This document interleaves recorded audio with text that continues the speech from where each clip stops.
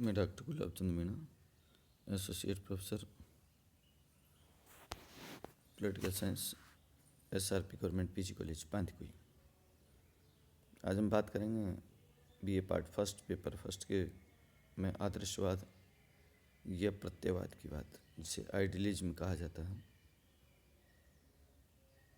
एक बार प्लेटो ने आदर्शवाद के संबंध में कहा था कि राज्य मानव मस्तिष्क का ही व्यापक रूप है।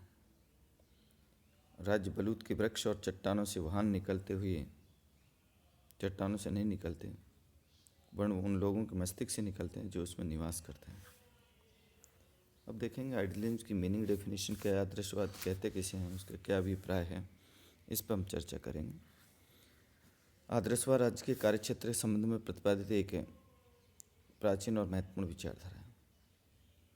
समय समय पर अनेक नामों से पुकारा जाता है, जिसे चरमतावादी सिद्धांत, यह दार्शनिक सिद्धांत, फिलोसॉफिकल थ्योरी और नैतिक सिद्धांत, एथिकल थ्योरी, आध्यात्मिक सिद्धांत और राज्य का आदर्शवादी नैतिक सिद्धांत और प्रत्ययवाद आदि नामों से जाना जाता है। आदर्शवाद के विभिन्न नामों के कारण आदर्शवाद के विभिन्न विचारकों के आदर्श राज्य के संबंध में भिन्न भिन्न धारणाएं। आदर्शवादी सिद्धांत विचारधारा के प्रतिपादक कांट, हीगल, ग्रीन और बोसांग के मुख्य रूप से दार्शनिक थे। इन आदर्शवादियों ने राज्य संबंधी समस्याओं का दार्शनिक दृष्टिकोण से अध्ययन विवेचन किया और उनकी राजनीतिक धारणा बहुत अधिक सीमा तक उनके आध्यात्मिक विचारों पर आधारित है। आदर्शवादी राज्य से संबंधित सभी विचारधारा को मनुष्य के विवेकशील और आध्यात्मिक तत्व पर आधारित करते हैं, क्योंकि उनका विश्वास है कि वही तत्व मानव स्वभाव में अधिक व्यापक और स्थायी है। वो राज्य उसकी संस्थाओं की यथास्थिति का नहीं, वरन उनके आदर्श स्वरूप का अध्ययन करते हैं। आदर्शवाद के अनुसार राज्य एक कृत्रिम संस्था न होकर एक ऐसी प्राकृतिक स्वाभाविक संस्था है जिसे मनुष्य की आंतरिक मनोवृत्ति का अभिव्यक्ति कहा जा सकता है, क्योंकि राज्य मनुष्य की आंतरिक मनोवृत्ति का ही प्रकट और व्यापक रूप है। अतः राज्य और व्यक्ति में कोई विरोध हो ही नहीं सकता। राज्य एक भौतिक संस्था न होकर नैतिक आध्यात्मिक संस्था है। कार्य व्यक्ति के बाहरी क्रियाकलापों को नियंत्रित करना ही नहीं, उसका कार्य व्यक्ति को नैतिक बनाना भी है। अपने इस उद्देश्य की पूर्ति के लिए राज्य को अधिकार है कि वे व्यक्ति के समस्त क्रियाकलापों को नियंत्रित कर सकें। आदर्शवाद के अनुसार राज्य के अधिकार, उसका कार्यक्षेत्र असीमित है तथा व्यक्ति को राज्य के विरुद्ध कोई भी अधिकार प्राप्त नहीं हो सकता। इस सिद्धांत के अनुसार व्यक्ति की नैतिकता और स्वतंत्रता राज्य प्रदत्त होती है और व्यक्ति राज्य के अंतर्गत रहकर वास्तविक स्वतंत्र नैतिक जीवन व्यतीत कर सकता है। व्यक्ति को मानव जीवन के सर्वोत्कृष्ट ध्येय और प्रयोजनों की साधना करती है तो उसे राज्य की साधना करनी चाहिए, क्योंकि राज्य के बिना उनके ध्येय प्रयोजनों की साधना संभव ही नहीं है।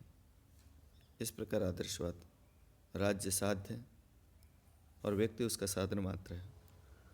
राज्य व व्यक्ति के बीच इसी प्रकार संबंध है जैसा संबंध शरीर उसके अंगों के बीच होता है। अंगों का शरीर से कोई अस्तित्व नहीं होता, व्यक्ति का भी राज्य से भिन्न कोई अस्तित्व नहीं होता। आदर्शवादी विचारधारा का इतिहास, डॉक्टर आशीर्वादम लिखते हैं, चाहे उसका नाम कुछ भी रहा हो, आदर्शवादी परंपरा का इतिहास कहीं कहीं पर खंडित होते हुए बहुत लंबा है। इस विचारधारा का प्रारंभिक रूप प्राचीन यूनान की राजनीतिक विचारधारा मिलता है। यूनानी विचारक प्लेटो को सभी आदर्शवादियों का जनक माना जा सकता है। प्लेटो राज्य को सबसे श्रेष्ठ नैतिक संस्था मानता था। व्यक्ति का पूर्ण विकास राज्य में ही संभव है। प्लेटो के बाद उसके शिष्य अरस्तु ने भी इस सिद्धांत का प्रतिपादन किया। मनुष्य एक सामाजिक प्राणी होने के कारण समाज और राज्य में रहकर अपने जीवन का पूर्ण विकास कर सकता है और जीवन का ध्येय तब तक पहुंच सकता है जब तक अरस्तु राज्य की उपयोगिता व्यक्ति के नैतिक विकास से ही मानकर लिखता है। राज्य का उदय मानव जीवन के लिए हुआ, किंतु वह सदजीवन नैतिक जीवन से बना हुआ है। इस प्रकार आधुनिक आदर्शवादी विचारधारा का प्रथम आधार प्लेटो और अरस्तु के लेखों में मिलता है। प्लेटो और अरस्तु के इन विचारों की सादृश्यता भारत के प्राचीन मनीषियों के विचारों में देखी जा सकती है, जिन्होंने ये कहा कि राज्य संस्था के अभाव में व्यक्ति का जीवन भी संभव नहीं। राज धर्म के आधार पर मनुष्य का संपूर्ण जीवन संचालित हो सकता है, अन्य सभी धर्म समा सकते हैं। रोमन काल और मध्ययुग में कोई महत्वपूर्ण आदर्शवादी दार्शनिक नहीं हुआ। 17वीं सदी के पुनर्जागरण काल में पुनः आदर्शवाद के दर्शन होते हैं। थॉमस मोर ने प्लेटो के आदर्शवादी राज्य की कल्पना से प्रभावित होकर अपनी प्रसिद्ध पुस्तक यूटोपिया की रचना की।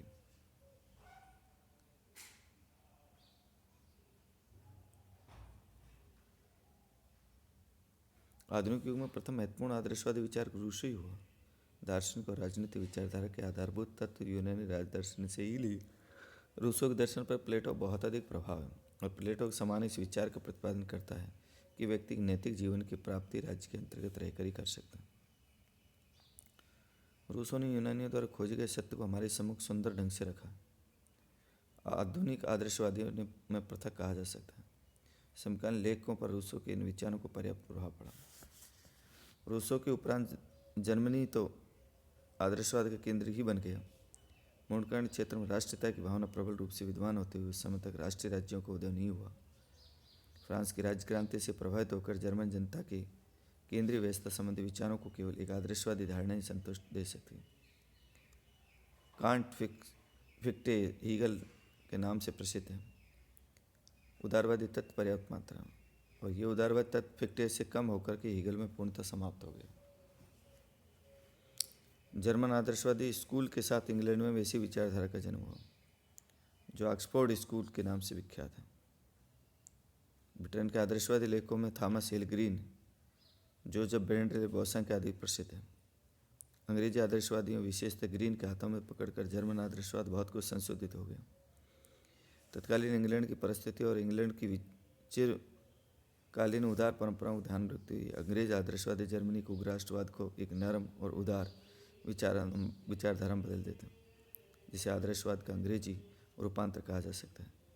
यदि जर्मनी का आदर्शवाद उग्रवादी था तो इंग्लैंड का उदारवादी हीगल और ग्रीन को क्रमशः उग्र और उदार आदर्शवाद का प्रतीक विचार कहा जा सकता है। 19वीं सदी के पूर्वार्ध की राजनीतिक विचारधारा में आदर्शवाद का बहुत अधिक प्रभाव रहा। राज्य के संबंध के दृष्टिकोण के आधार पर आदर्शवाद में उग्रवादी आदर्शवाद, उदारवादी आदर्शवाद, इस प्रकार दो पक्ष हैं। दो पक्षों में अनेक मतभेद होते होंगे, मूल विचारधारा एक ही है। आदर्शवादी विचारधारा के मूल सिद्धांतों का संक्षिप्त उल्लेख निम्नलिखित रूपों में किया जा सकता है। राज्य एक नैतिक संस्था है।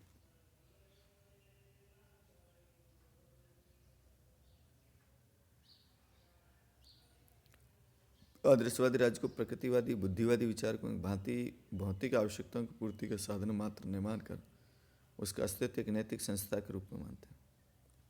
जिस प्रकार समाज में परिवार, मंदिर आदि संस्थाएं व्यक्ति को नैतिक दृष्टि से पूर्ण बनाने का प्रयत्न करती है, राज्य का भी कर्तव्य है कि व्यक्ति को सामाजिक जीवन का कार्य व्यापार में उपयुक्त स्थान प्रदान करें, उसे योग्य बनाए कि वह अपनी सामाजिक स्थिति से संबंधित कर्तव्यों को सुचारू रूप से संपन्न कर सके।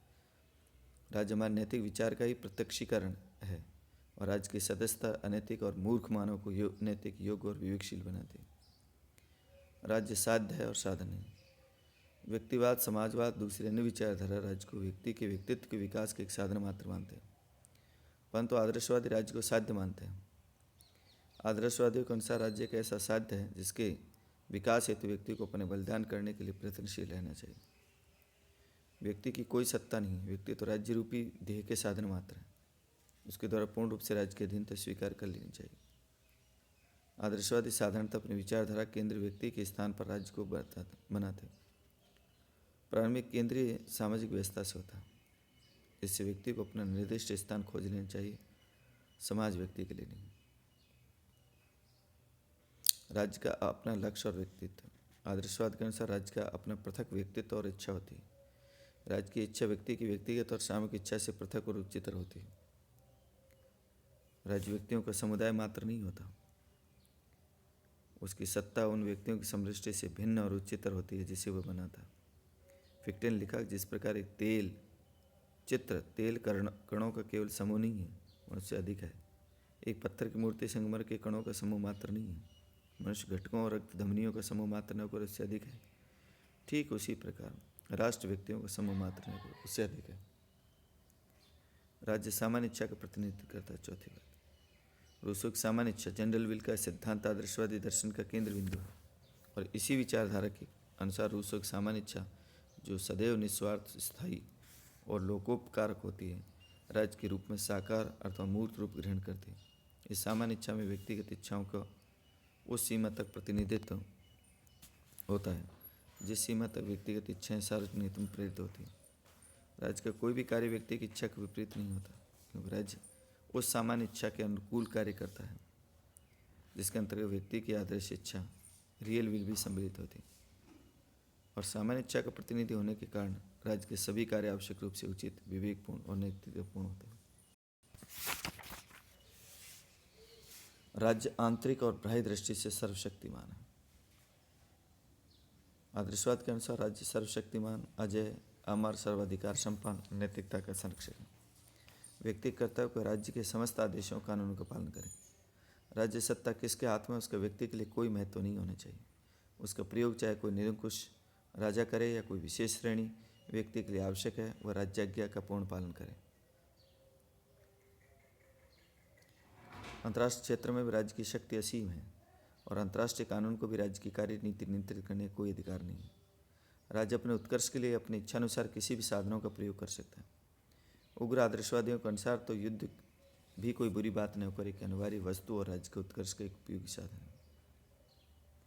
हीगल जैसे आदर्शवादी राज्य की उपासना की श्रेणी में प्रतिष्ठित करते हुए लिखते हैं कि राज्य पृथ्वी पर परमेश्वर की अवतारणा है और ये पृथ्वी पर विद्वान एक देवी विचार है। और छठी बात कही, राज्य का आधार बल नहीं, इच्छा है। तो आदर्शवाद के अनुसार राज्य का आधार शक्ति या बल नहीं है, वह इच्छा है। और व्यक्ति राज्य के कानून का पालन इसलिए नहीं करते कि राज्य उन्हें बलपूर्वक मनवाता या मनवा सकता है। वह इसलिए करते हैं कि वास्तव में राज्य शक्ति, राज्य के कानून, उसके आदेश उस सामान्य इच्छा के मूर्त रूप होते हैं जिसमें व्यक्ति की अपनी औचित्यपूर्ण इच्छा भी सम्मिलित होती है। और सात बात थी, राज्य स्वतंत्रता राज्य के आज्ञा पालन में निहित है। आदर्शवादी राज्य के बंधनों के अभाव को स्वतंत्रता नहीं समझते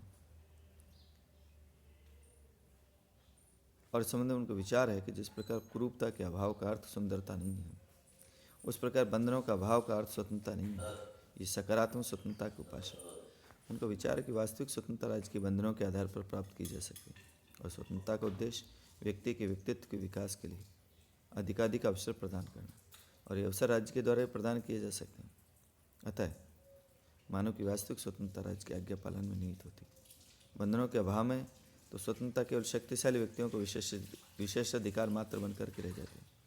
स्वतंत्रता की राज्य पर निर्भरता के संबंध में आदर्शवाद दृष्टिकोण स्पष्ट करते हुए बारकर तार्किक शैली में लिखते हैं कि मानवीय चेतना स्वतंत्रता को जन्म देती है और स्वतंत्रता में अधिकार का भाव निहित है और अधिकार अपनी रक्षा हेतु राज्य की मांग करते हैं। 8. राज्य अधिकारों के जन्मदाता। आदर्शवादी व्यक्तिवादियों, अनुबंधवादियों की भांति राज्य में पूर्व प्राकृतिक अधिकारों के अस्तित्व को स्वीकार नहीं करते। वो अधिकारों को मानव जीवन की ऐसी बाह्य परिस्थितियाँ मानते हैं जिसके द्वारा व्यक्ति का आंतरिक विकास संभावित होता है, और राज्य एकमात्र ऐसी संस्था है जो व्यक्तियों के आंतरिक विकास हेतु आवश्यक बाह्य परिस्थिति उत्पन्न कर सकते हैं। अधिकारों को जन्मदाता नैतिक अभिभावक मानते हैं। उनका विश्वास राज्य के द्वारा ही उनके अधिकारों का संरक्षण हो। और 9वीं बात थी, व्यक्ति और राज्य में कोई विरोध नहीं है। आदर्शवादी व्यक्ति और राज्य के पारस्परिक संबंध के विषय पर साव्य सिद्धांत को स्वीकार करते हैं। उनका विचार है कि इस प्रकार अंग और शरीर के हितों में कोई विरोध नहीं होता, उस प्रकार व्यक्ति राज्य में विरोध संभव नहीं है। आदर्शवाद के अनुसार व्यक्ति के वास्तविक हित वही हैं जिन्हें राज्य द्वारा उनका हित समझा जाए। व्यक्ति और राज्य के हितों में विरोध केवल भ्रमवशीय हो सकता है। ऐसी स्थिति में जब कभी भी व्यक्ति और राज्य के हित परस्पर विरोधी रूप में उपस्थित हो तो राज्य के हितों को उत्कृष्ट और महत्वपूर्ण समझते हुए प्राथमिकता दी जानी चाहिए। और नेक्स्ट और लास्ट था 10वां, राजनीतिक और नैतिक कर्तव्य में कोई अंतर नहीं। आदर्शवादी राजनीतिक और नैतिक कर्तव्य में कोई अंतर नहीं मानते। कांट जैसे महान दार्शनिक कर्तव्य का संबंध मानव की आंतरिक चेतना से है और राज्य मानव की आंतरिक चेतना का ही व्यापक अभिव्यक्ति है। राज्य के प्रति हमारे प्रत्येक कर्तव्य का नैतिक होना आवश्यक है। जो वस्तु नैतिक रूप से गलत है वह कभी भी कानूनी रूप से सत्य नहीं हो सकती।